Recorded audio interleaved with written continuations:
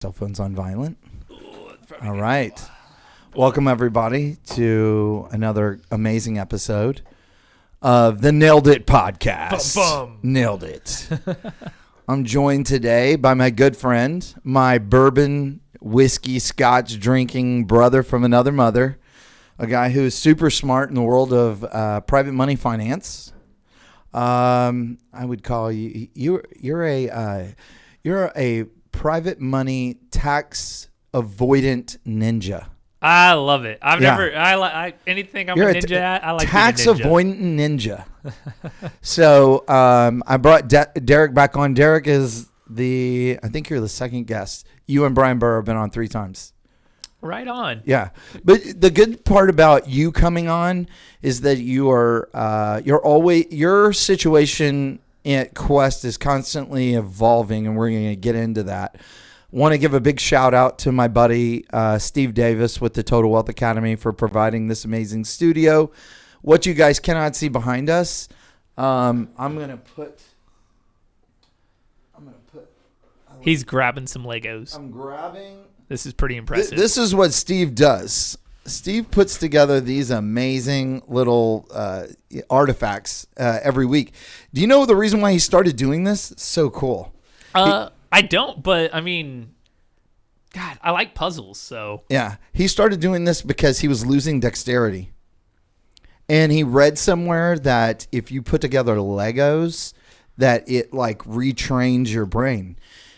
And I kind of feel like that's where we're at, mainly as in a society, is like we have to really get out of government's going to save us, because they're really killing us right now. Like all that free money, we're paying for all that free money 5 times over. You are. And what people are going to see is a big change and shift in wealth in the next year, right? And it's really going to start to separate, I think, some of the broker individuals, and the wealthy individuals. And I think we're almost getting rid of the middle class. And you're going to start to see it with some of the new bills and stuff that they've already proposed. And which would be what? Things like a Roth conversion they're trying to get rid of. Now, okay, explain that. So right now, everyone out there has the ability, to set up a Roth IRA. If your CPA is telling you don't, it's because you have a lazy CPA. Tell them to fill out what's called an 8606. Boom, you qualify. All right. Now, the problem is the Roth IRA was created in 97. This is where I'm a dork and I'm a nerd. No, and I love this. Is why I say you're a tax avoidant ninja. This is the D hack, the Derreck Long hack. So in 97, the Roth was really started to being created to almost find a way to help replace Social Security. Okay. Understand that despite whether you're red, blue, somewhere in the middle, all that political stuff doesn't matter. By the time you and me are in our 70s and 80s, Social Security probably won't be around, right? Yeah, and you know what's weird is that those people who are making like $3,000 a month on Social Security, mm-hmm. That's probably pretty good right now, $3,000 a month. But the problem is that now they've lost probably 25% of what they could buy with their $3,000. Yeah, straight to inflation. Yep, it just poof gone. Yep. And the Roth was supposed to help replace this by helping and allowing the younger generation or the next generation to grow money tax-free. Knowing that, all right, if I can do an investment, say it's $1,000 and I can turn it to $5,000, I don't owe taxes on the growth. However, the growth aspect of it, you can't touch until you're older, right? Mm-hmm. That's okay. That's why we're growing it in a retirement account. The IRS is trying to eliminate the Roth conversion. Now, if we listen to it, that's not affecting the rich people as much as it's affecting the poor individual, the middle class individual, right? If I know Isn't that weird that we're where would you say that the poor line starts? How much money in the bank is poor? God. I mean, honestly, be honest with people. Mm-hmm. Like if they've got, let me ask you this. If they've got $10,000 in their bank account and they're happy about it, do you judge $10,000 based on, well, how much are your liabilities every month? Or do you judge it based on you have $10,000 in your bank account, which is really only $7,500? So the way I really honestly look at it is, what are your monthly expenses? I know people that make $250,000 a year, and a lot of us out there would consider that to be on the higher end, right? Well, that same person is living paycheck to paycheck because they're not structuring their investments right. They're not working with the right individuals. They're spending as much as they're making. That same person only has $5,000 saved up in their bank account. I also know the guy that makes $50,000 a year, but somehow is living off 30 and trying to shovel away $15,000, $20,000 every month so he can start to do investments, grow things passively to get to the next level. He meant every year, everybody. Yeah, every year. Sorry. Now, 15 or 20,000 every month. That'd be great. Oh man. So in 1 year, you'd have $360,000 off of a $50,000 salary. Not enough coffee, y'all. So that would be like one of those altcoin investors, you know. Someone threw this statistic out there the other day, and we've talked about crypto before, and I asked you on the last show. So if you want to go back and find out whether or not you can invest into crypto inside of your IRA, self-directed, Derreck works for Quest Trust Company. His dad is one of the co-founders there, and then your uncle is the other founder there, Quincy and Nathan. And so those are probably two of the smartest dudes ever. Your dad's one of the most brilliant public speakers I've ever seen. He's also, I don't understand how the dude can maintain like a 105-pound weight consistently throughout the time that I've known him, living in Houston, surrounded by tacos everywhere and Mexican food restaurants. It's because he's a vegan. Oh my gosh. He probably likes cheese enchiladas. So I think I see people today. There's a lot of people who are getting quote unquote rich.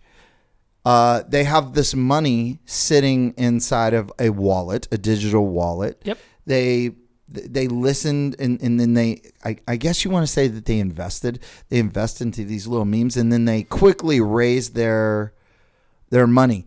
I think that the government is coming after that in this bill. They're coming after crypto fast. That's correct. So one of the ways that, especially on our last podcast we talked about was if you want to use a retirement account to invest in cryptocurrency, what would happen is your retirement account has to set up an entity in the middle, an LLC, a trust, whatever you feel comfortable with. Well, the most recent bill that they talked about was to eliminate all what we call checkbook control IRAs.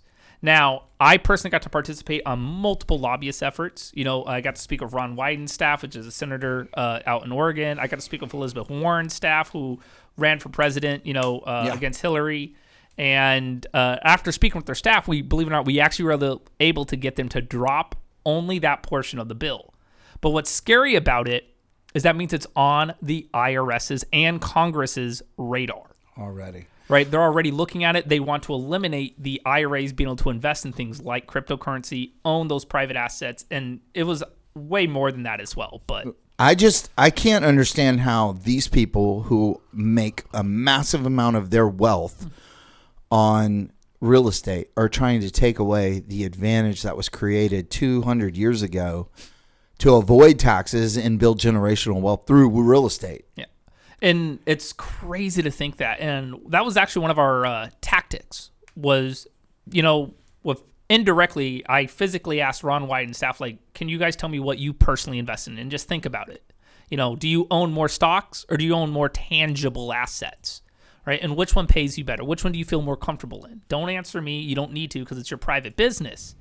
Right? But what you're eliminating by some of these bills you're presenting is the ability for even you as an individual to hold those investments. And I think by presenting things that way in a non-attacking manner, which is very difficult, right? I'm ex-military. Because of me being ex-military, I'll probably always be on the red side, But what's the red side? I always say the Republican side. Got you. So more of the conservative side. Yeah. But the red side is more, let's go to war and fight. Absolutely. Right. And me being ex-military, it makes sense why I fall into that category. Right. And the blue side's more, let's all get along. Yep. and those people over there are bad. But I mean, it goes both ways. I think that everybody is looking at everybody in finger pointing. It is. And it's sad because I joke, but man, if someone was actually able to run for president that was not a Republican or a Democrat that had the money to go through those type of things, Elon Musk. Sorry, I sneezed. Yeah. Elon would be great. Elon would be great, but here's the problem. He's too busy saving the world from itself. Absolutely. And that's the thing. Like, why would he waste his time with something like Well, that? also, people hate assholes. I've seen this online all the time. I'm a prime example. Yeah. People hate... people love my honesty until it comes to them. And when you're honest with them, they can't take it. It's like... I don't know. There's anything like I loved Donald Trump whenever he was on the TV show, right? Everyone loved him because he was honest with these people who were trying to become an apprentice. Yep. And then all of a sudden he ran for office. And now he's hated. Yep. Right? And so, but I mean, he's also done several things that were stupid along the way. I just don't know if there's any perfect human out there. And I think we're all searching for someone who's perfect versus I don't want to like somebody 100%. You should be able to respect them. I think that was a bigger thing, is being able to respect the person that, is going to help make some of these changes up and coming with these bills and things that can affect not only retirement accounts, but investors, audit risk and audit rates. That $600 thing's absolutely ridiculous. But if you can respect some of these individuals, I don't care what side they're on. Yeah. You still have to be able to negotiate, which is what you're doing. Absolutely. You're negotiating from an opposite side. And I learned this from Ronald Reagan. I think, the person who was the state, like the Nancy Pelosi. Yep. Whatever she is, which is the head of the Congress, whatever, Speaker of the House. Yep, Speaker of the House. Whoever the Speaker of the House was with Ronald Reagan was a staunch Democrat. But Reagan and him always ate together. They always talked. They feuded. And I think that we're in a world today where people are lacking the mental fortitude to be with people and have people in their circle. Mm-hmm. This is my 2020 goal. I want more people in my circle that I can fight with, like banter and argue and walk away and no one feels offended. It's a lot. There's a lot of Nancys out there and a lot of Karens. Man, you're so right. And that's one of the things, especially when we talk about real estate, cryptocurrency, oil and gas, any type of private investment. Yeah, you just told me about your oil and gas stuff. That sounds amazing. Yeah. So I've been investing with I only own one investment in oil and gas, but it's surprisingly outperforming my rentals, outperforming my notes, and outperforming my syndications. Yeah, by like 200%. Yeah, and you just spoke. Yeah, we came and listened to you speak at Norris Conference Center just a couple of nights ago. Yep. Last Thursday. That's Thursday. Correct. Yeah. What was that? It wasn't a forecast. It was the inflation talk. Yep, the inflation talk. Yeah. Oh, wow. That was good. That was brilliant. Jason put a lot of energy into that presentation. He's a remarkable speaker too. Jason Bible is, and it's funny because me and him actually disagree on a lot of things, but in a good way. And that's what you're just talking about. Yeah. It's okay to disagree. You're not supposed to be on the same side of the fence as everyone else, right? But if you're going to disagree, you should be able to have a proper debate and see both sides of the fence. Yeah. And it's like there's no one way to get to retirement. There are multiple vehicles to get there. It's just what your risk tolerance is. Mm-hmm. So is your IRA investing into the oil and gas deal, or is this your personal? So it's funny you say that. It is my IRA currently. However, starting tomorrow, it will also be about 30 to 40 grand in my personal funds. Okay. So I'll be doing a private investment with them as well because I want the income from both sides. Gosh, I wish you would have called me and told me about this one.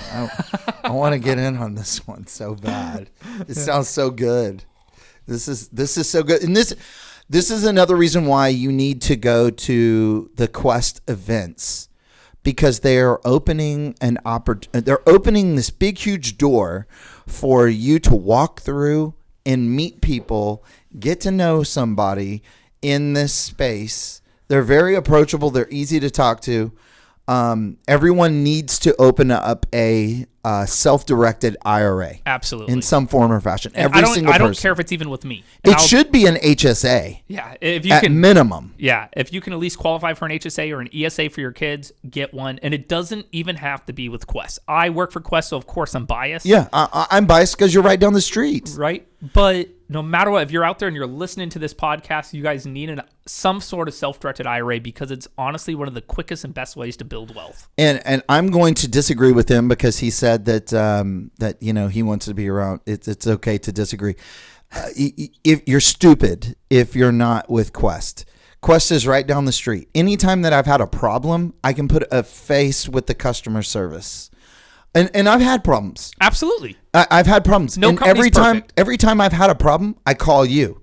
You'll send an email. You'll thread me in. You'll do whatever. You'll call me back. You'll let me know. And this can't be just me because there's way too many other positive reviews about your company, and you hold way too much money for people to have bad customer service. Yeah. Well, that's the thing is I tell people, and this doesn't matter which custodian you look at, okay? But you need to, when you're looking at reviews, it is way easier to get a negative review than a positive review every single time. So the fact that we have over a 4.5-star rating, almost that 5-star rating is unheard of with over 200 reviews. Right. A. B, you need to be able to judge someone, not when everything's going good, but when everything goes bad. When everything does fall apart, is someone there to help you out? Is someone there able to hold your hand, try to fix the situation, be in communication? Most of the time, a client just wants to be heard. And if you know you're being heard and someone's there in your corner to help you out, that's what makes the difference. And I like to think that Quest, we try our best to be that person. What happens if I try to do a deal? Let's say I'm trying to do a deal and it's a prohibited transaction, which means I'm lending to somebody or I'm lending on something or I'm trying to invest into a vehicle that the government tells me I'm not to. How does that walk me through? Okay, I've got I've got me and I've got my kid. Yep. And I'm going to use my money to fund my kids. They want to start a company. Small business. Whatever. Yeah. So I'm going to use my private IRA money and I'm doing a note and I'm sending that over to you guys. How does that get flagged as a prohibited transaction? Well, so first off, we're very upfront. I get to charge you a fee every time you do an investment, right? And we charge you $125 to do any deal. I don't care if it's buying a house, doing a note like you just mentioned, investing into a business, anything along those lines. Now, if I'm going to charge you a fee, you got to get your money's worth. So what we're going to do is we're going to ask you some pretty standard questions. And most of the time, if something is what you just labeled as prohibited, meaning you're working with a disqualified person, which if you guys want to look it up, I'm a nerd once again, IRS publication 206-4975 will give you the list, all right? Now, understanding that, once again, I'm the nerd. You don't sit here and read IRS tax code. That's boring. Right? But you do. I do. So that's not your job to understand this. That's my job. Let us sit there and walk you through, hey, look, this is why you can do something. This is why you can't do something. And most of the time, that's what someone needs. They need someone to guide them and say, hey, look, there are other ways to go about these type of transactions. Can we do a distribution? What's your age? How much are you lending? Is there a different solution, such as maybe a first-time home buyers? Or, there is a lot of things that we can walk someone through, right, that they typically need. And that's not investment advice. That's like, hey, no, I read the IRS tax code. Because I read the code, I know what you're trying to do. Yeah. How do you how do you start this process of looking for an investment? What would you, if someone was out there and they've got money and they want to get going, or let's say that they've got money sitting at Quest and they just haven't used it, how would you tell them to get started? So the first thing is you never want to leave a lot of cash sitting for a long period of time. Now that's just, I like to think that's common sense. I have stupid cash at your place. But as I say that, a lot of people do. And most of the time it's because they just don't know where to go. What do I invest in? So the first question I'm going to ask is, what are you knowledgeable in? Yeah. I have a lot of doctors that call me and they're like, hey, Derek, I understand dentistry. I understand this. I understand that. I can do surgeries, but I suck at real estate because I just don't understand it. Did you know there's companies out there that will allow you to invest in their hospitals and pay you a 12% rate of return secured by the hospital? Well, guess what? That's great if you're a doctor because you understand what they're doing. How do you find those ideas? So I can email over a list. Always do your own due diligence. But if it's a hospital-wise, I say go with ZT Corporate. Okay. But what I'm saying is y'all have people that come to you and they say, hey, we've got these opportunities. How do we get in front of your customers, right? Absolutely. So I have probably 10 to 15 calls a day where someone says, hey, Derek, I'm raising capital. I want to present this to your clients. And I go, well, unfortunately, I can't let you present it that way. I can let you maybe come in and educate our clients in a specific area. Now, in order to do that, I'm going to have to vet you. We're going to make sure there's no outstanding lawsuits. We're going to make sure we're going to review your last 5 to 10, 15 deals sometimes. If this is your first time raising capital or doing an investment, we're probably not going to let you speak. It doesn't make any sense because unfortunately, you're an amateur. However, right, assuming you meet all those criteria, we're going to bring you in. And your goal is to educate someone in this space. You can talk about previous deals, not your current deals. Now, knowing that, Curtis, if we brought you on and we brought you on to speak at multiple of our events, including our expo, right? Well, now, if I'm an investor, I'm not saying that every deal is good, right? Because, man, deals, sometimes they fall through. Right? It happens. But if I see someone on the Quest platform and see someone on their stage, they've already been vetted. They've already, obviously, have done enough investments that maybe I should be reaching out to them. Someone like, and you and I had a conversation about him, Robert Martinez from Rockstar Capital. Right. Prime example. We've brought him in multiple times. He's been in the multifamily space for 15 years. He's been doing these type of things. Well, I'm not going to say invest with him, but there's a strong track record there. Right. You're bringing people in with the assumption that they have proven enough to say, okay, it's now we've done our due diligence from a superficial level. Yep. We've allowed them to come in because we've seen that stuff is there. In a micro level, if you want to invest with that person now, you need to go do your due diligence. Absolutely. And so the way that these things happen from Quest that I've seen is it used to be the Tuesday morning meeting. Yep. Now, y'all still do the Tuesday morning networking? So starting the new year. Okay, this is good. Yeah, so we're getting back to a lot of D's dropping some gems. I know. He's dropping gems. We're getting back to our in-person event. And when is this being aired?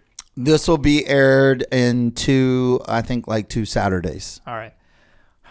Okay, what do you want me to do? Because I can release this whenever. No. So I hope I just don't get in trouble by our marketing team because we haven't made an official announcement yet, but we're bringing back the Real Quest Expo. The big one in person where the last time we had 1,200 people show up. I can't remember who I talked to, but I remember complaining about it not being live. Yeah. So we've been doing and we call it Quest Con, yes, which is our best we can do online. But we didn't want to label it as the Quest Expo because the Expo is its own beast. And next year we're bringing that back full swing in person. What day? I don't know yet. But what is being bantied about? It will probably be right around the August time frame. Okay, well, hopefully I'm still alive by then. Yeah. I loved being on. I love doing it. Okay, so also, in all fairness, Jason Bible and I have started this idea for a new podcast, and I contacted Derek about this. So be on the watch for this one. It's called Bourbon, Business, and Beaches. It's all about drinking whiskey, talking about business, and talking about lifestyle. Absolutely. Because if you can't make it to a beach, then you probably don't need to be on the podcast. Your goal needs to be, how do I spend more time by the beach with my toes in the sand? Yeah. I mean, that's the goal, right? It is. And y'all provide a vehicle that is so necessary in order for people to be able to get there faster. Yeah. That tax-free vehicle. Yeah. One of the things that I've learned in the last 2 years, and this was something that was a big eye-opener, is the first time I got a real check that was cash flow, something I didn't have to work for. Something that I knew was whether I showed up to work, whether I woke up or not, no matter what was happening, was cash flow coming in. And it was a small check. I want to say it was like $120. Right. But until you start getting that cash flow, it's honestly addicting. Yeah. No, it is. It is. So I have this, because it's easy to invest in, I have this stock that I've been investing in called SLVO. Okay. Okay. It's a Credit Suisse Silver Share ETN, not an ETF. It's an ETN, an exchange traded note. And it's basically like they're just doing a covered call option, and you're getting paid a dividend every month for being in this exchange traded note. So when I first got in, it was 32 cents a share on a $6 stock. Not bad. Not bad. So it was like a 46% return, right? Well, then it started gradually as the price of silver started going down. It went down. Like I got 2 cents last month. It's addicting though. So I started looking for more. And so I've gone and found these, and I'm big into doing monthly dividend stocks. Absolutely. Pay you monthly. I like the monthly stuff. I love monthly. That's why I like so I have 2 rentals right now that on a monthly basis, each cash flow in between $500 to $700 a month. Okay. They're both debt leveraged, but $500 a month doesn't sound like a lot. It is a lot. It's huge.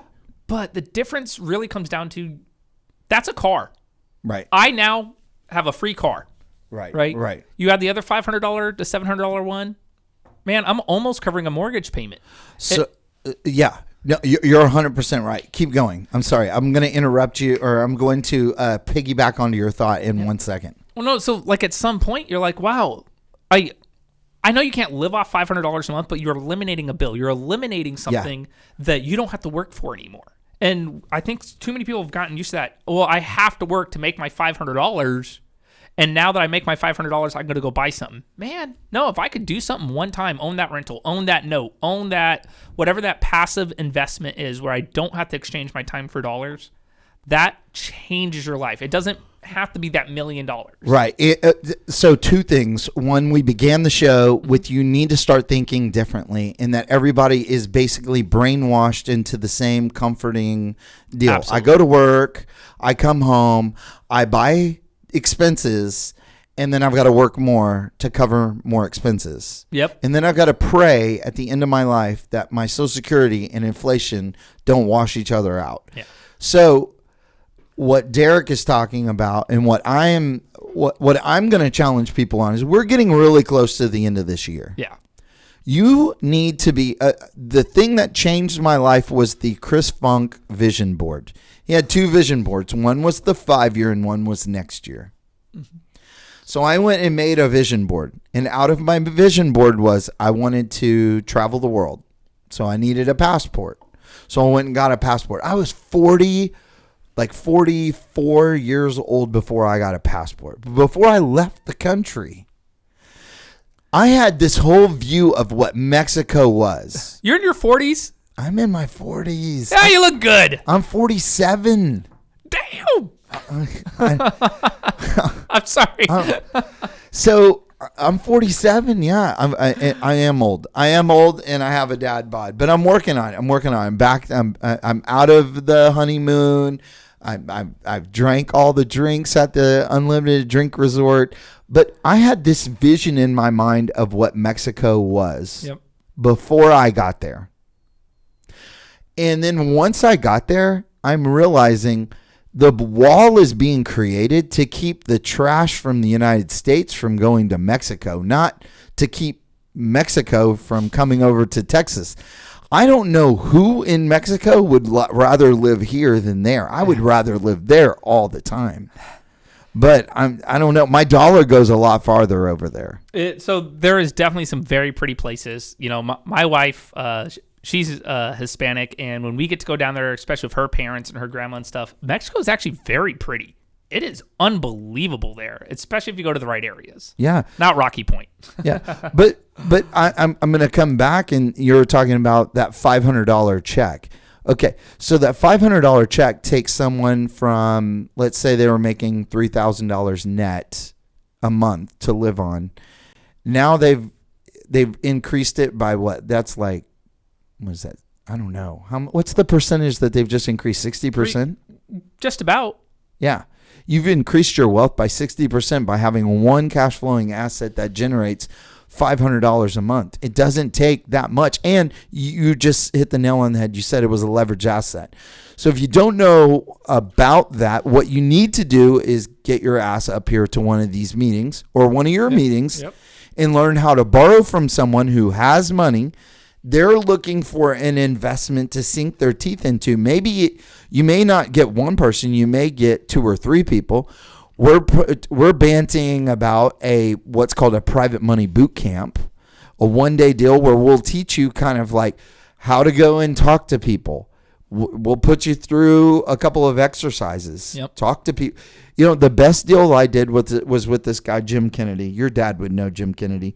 He would always wear these big floral shirts, and he was a big gregarious guy. And his deal was he got up in one class that Brant Phillips and I were teaching a long time ago. We did this deal. Brant did it.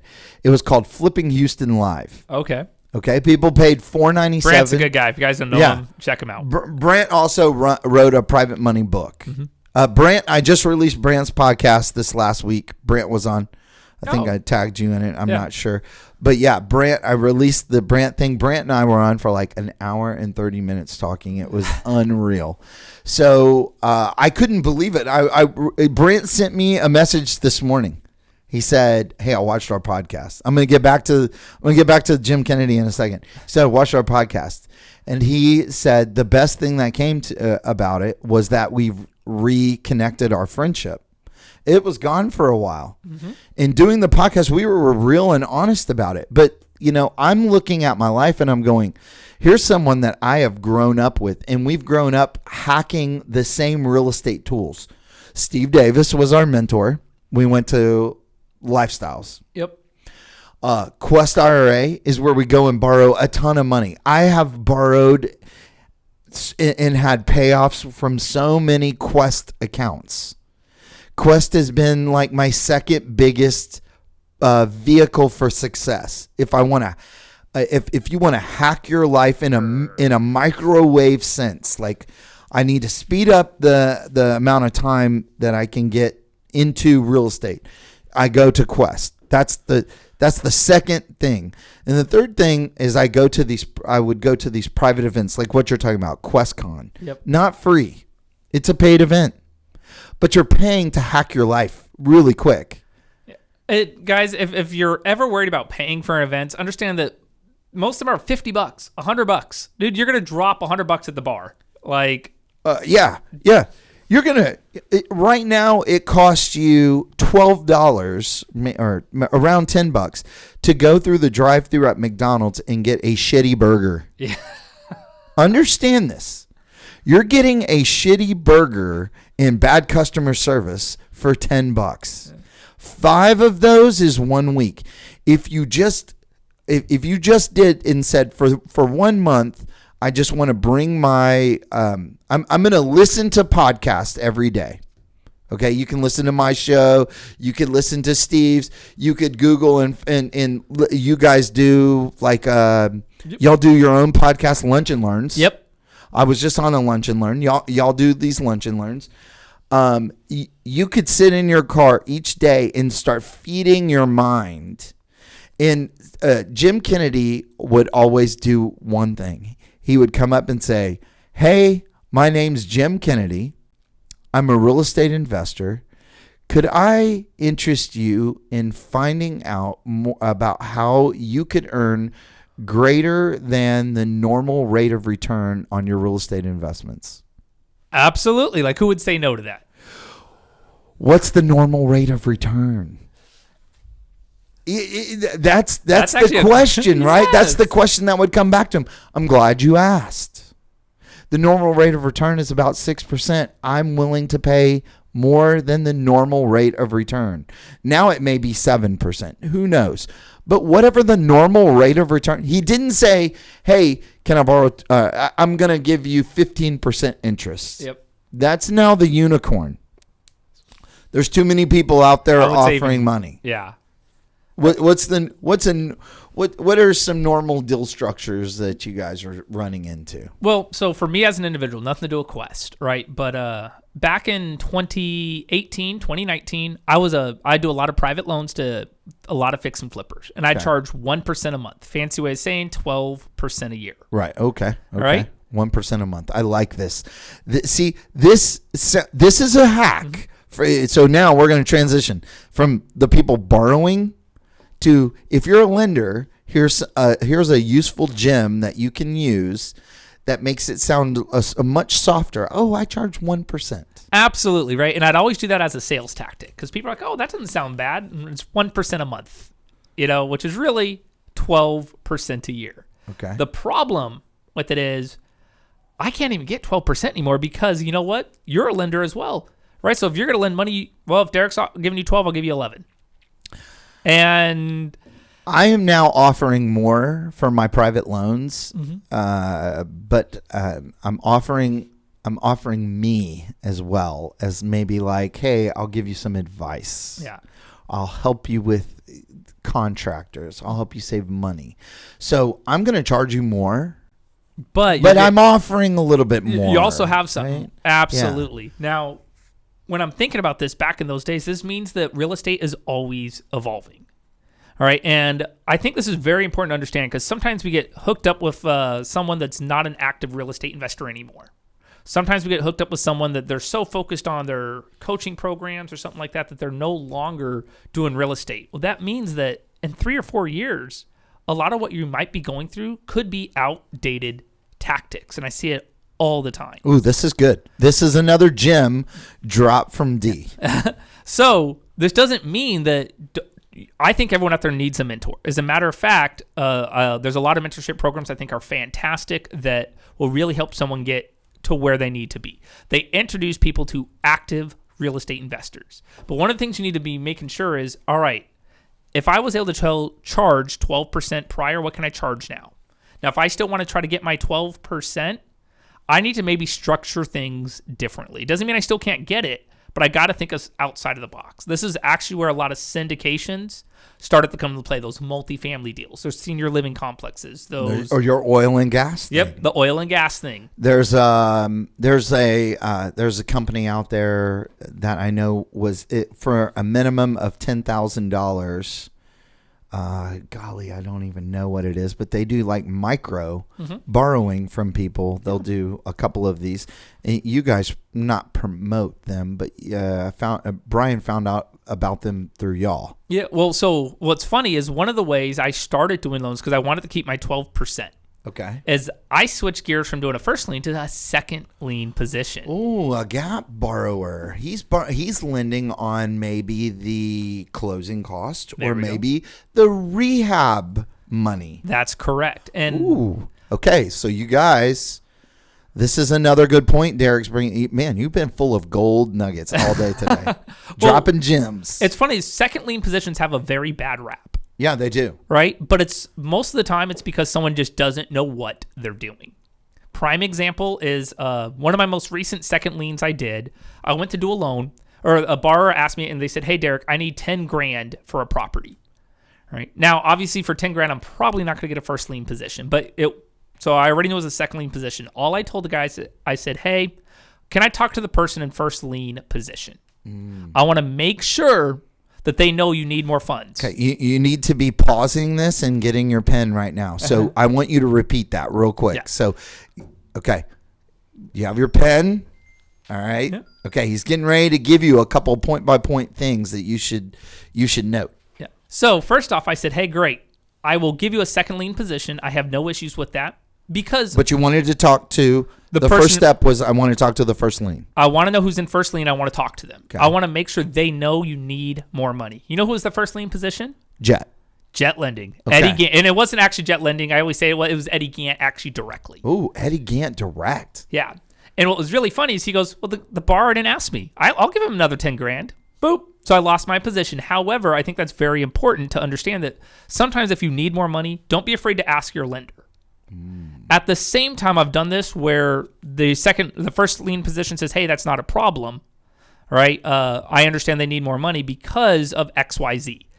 And in this specific case, the borrower needed more money just for mold issues that he wasn't expecting during his rehab. It doesn't mean the deal's bad. Finally, all right, as we went through the motions, I said, you know what we're going to do is I'm still going to charge you my 1% a month, right? Because that's what I want. On 10 grand, that's $100. Dude, that's great. Right? But a borrower can handle that. And I said, I'm also going to charge you 3 points, but I'm going to collect my points on the back end. Awesome. Now, as a borrower, if you need that money, that sounds fantastic because you can get away with this. And if we listen to it, I'm actually getting really 15%. Right? I got my 3 points. I got my 1% a month, fancy way, right? The 12% a year. This is the reason why we're doing this Bourbon Business and Beaches podcast, because you are a little cat. I'm going to change your name. Not from Tax Avoidant Ninja. You're a cash flow ninja. Dude, I love it. And it was funny because once I did one of them, but the word got out there like, dude, Derek will do a second lien. Suddenly I now have 5-6 people reaching out needing these small loans. 5,000, 10,000. And you're doing these podcasts and talking about it. And then when people watch it, now they will come. Okay, so let's wrap here. Leave people with a couple of takeaways. So that was the number one. Those are the kind of the 4 things that you would do. What's something else that you want to leave people with? What's the next thing coming up for Quest, or the next thing that people can get involved with you? So as far as Quest is concerned, check out our events. You know, we have QuestIRA.com? QuestTrust.com. QuestTrust.com. Yeah, QuestTrust.com. We have about 3 to 4 events a week that are always free. 100% free. And about once a quarter, we try to do a big event where we bring in speakers from across the U.S. to talk about different areas.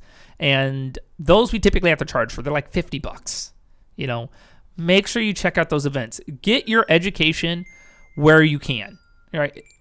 Nailed it. You don't charge anything for this podcast. It's completely free for people to listen to. And you can get good education in very specific areas, and then reach out to the individuals. Reach out to the speakers. Reach out to Brent. Brent will answer your call and email right away who you're talking about. You can reach out to you. Reach out to me. Don't be afraid to ask the questions you need and reach out to those individuals you need help from. Awesome. Well, Dee, thank you so much for coming on the podcast. Derek Long, Quest Trust Company. You have been listening to Nailed It. We will see you on the next episode. Bye, guys.